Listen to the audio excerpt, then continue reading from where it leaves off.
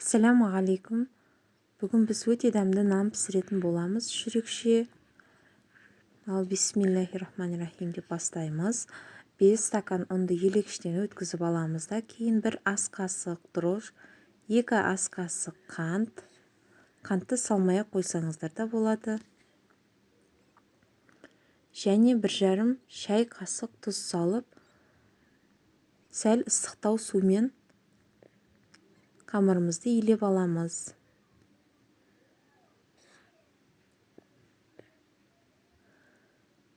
Осы бала кезімде аналарымның, әжемнің бір ыдысқа, шағын ыдысқа жылы су құйып, сонымен қолын суға малып отырып, қамырды өзі иінін қандырып илегенін көруші едім.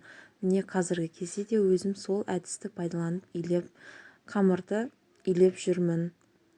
Бұлай қамырды иінін қандырып илеу және қамырдың өзі толық суы керекті мөлшерде өзіне сіңіріп алады. Артық та болып кетпейді, кем де болмайды. Міне осы әдіс арқылы қамырды илейтін болсаңыздар. Және қолыңызға жабысқан қамырдың барлық бөлшегі өзі қамырмен бірігіп түседі. Қамырымызды ашытып жылы жерге қоямыз.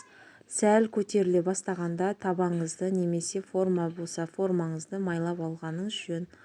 Кейін қамырымызды қолымызды өсімдік майына малып алып, оқтаудың көмегінсіз қолымызбен сол маймен қамырды өзіңіз қалаған қалыңдықта жайып аласыз.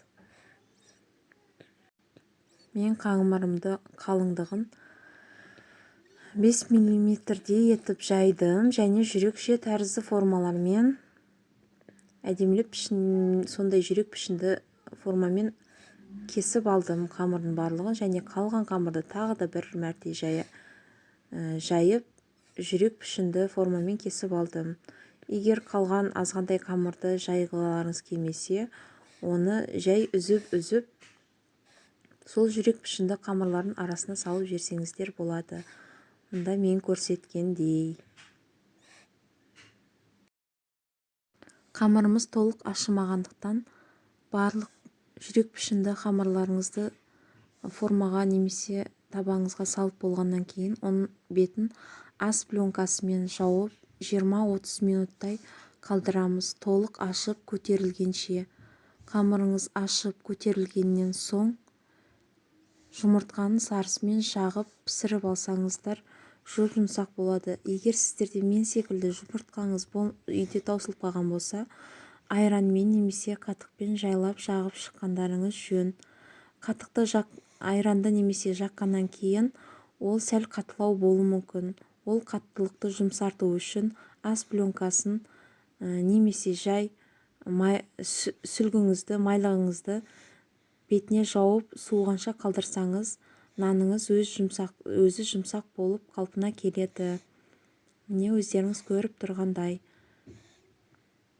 Нанымызды алдын ала қызып тұрған 180 градустағы пеште 45 минуттай пісіріп алдым. Ол өзіңіздің духовкаңыздың қызуымен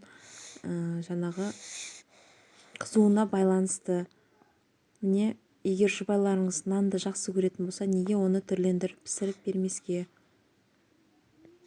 Ұнаса, лайк басыңыздар, біздің каналға тіркеліп, қоңыраушаны басуды ұмытпаңыздар. Және де бұл нанның ерекшелігі, оны пышақпен кескілеп отырмайсыздар, жай ғана үзіп алып, жей берсеңіздер болады. Аз болсын.